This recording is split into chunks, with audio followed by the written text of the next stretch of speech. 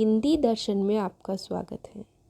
उलझे हुए प्रश्नों की इस सीरीज में आज हम लेकर आए हैं आदिकालीन गद्य साहित्य से, आदिकालीन लौकिक गद्य साहित्य से संबंधित कुछ ऐसे प्रश्न जिनकी परीक्षा में आने की संभावना अधिक होती है और यहाँ से हिंदी की प्रत्येक परीक्षा में प्रश्न पूछा जाना लगभग तय होता है।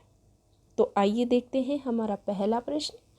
रोडा कविकृत राउलवेल, रोडा कवि हैं और इनकी रचना है राउलवेल, जो 10वीं शताब्दी में लिखी गई और यह शिलाओं पर लिखित पहली रचना मानी जाती है और गद्य और पद्य का मिश्रित रूप है, अर्थात चंपू काव्य है। यह कैसा काव्य है? काव्य का रूप कैसा है? चंपू।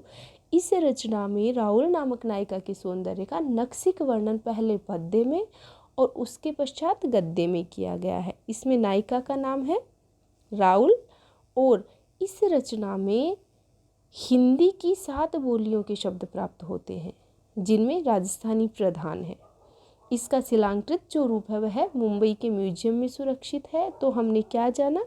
रोडा की राउलवेल है, 10वीं शताब्दी में रचित है, चंपू काव्य है, राहुल नामक नायिका का चित्रण किया गया है और इसमें हिंदी की 7 बोलियों के शब्द मिलते हैं। अगला प्रश्न देखते हैं। पंडित दामोदर शर्मा, इनकी रचना का नाम है उक्ति व्यक्ति प्रकरण। उक्ति व्यक्ति प्रकरण, इसकी रचना 12वीं शताब्दी में होती है। पंडित दामोदर शर्मा महाराज गोविंद चंद्र के सभा पंडित माने जाते हैं और यह रचना उक्ति व्यक्ति प्रकरण एक व्याकरण ग्रंथ सा प्रतीत होता है। इस रचना में बनारस और इसके आसपास के प्रदेशों की संस्कृति और भाषा पर प्रकाश डाला गया है। तो हमने जाना दामोदर शर्मा की उक्ति व्यक्ति प्रकरण व्याकरण ग्रंथ सा प्रतीत होता है और बनारस के आसपास के प्रदेशों की संस्कृति पर प्रकाश डाला गया है। अगला प्रश्न देखते हैं। ज्योतिरीश्वर ठाकुर का वर्ण रत्नाकर।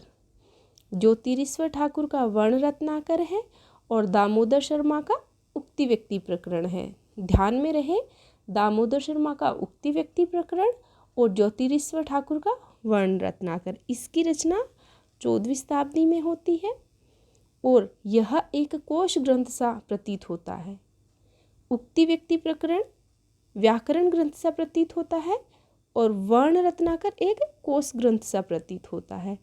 मैथिली हिंदी में रचित यह गद्य पुस्तक है। इसे मैथिली का विश्वकोश भी कहा जाता है। तो हमने जाना रोडा की राउलवेल, दामोदर शर्मा की उक्ति व्यक्ति प्रकरण और वर्ण रत्नाकर ज्योतिरीश्वर ठाकुर की। रोडाकृत राउलवेल की रचना 10वीं शताब्दी में होती है, उक्ति व्यक्ति प्रकरण की 12वीं शताब्दी में होती है और वर्ण रत्नाकर की 14वीं शताब्दी में होती है। इन्हें क्रम से भी लगाया जा सकता है। तो सबसे पहले राउलवेल आएगा, फिर उक्ति व्यक्ति प्रकरण आएगा और फिर वर्ण रत्नाकर आएगा। और इनके रचनाकार देकर रचना का नाम पूछा जा सकता है और रचना का नाम देकर रचनाकार का नाम पूछा जा सकता है। आज की इस कड़ी में इतना ही, आगे फिर देखेंगे। धन्यवाद।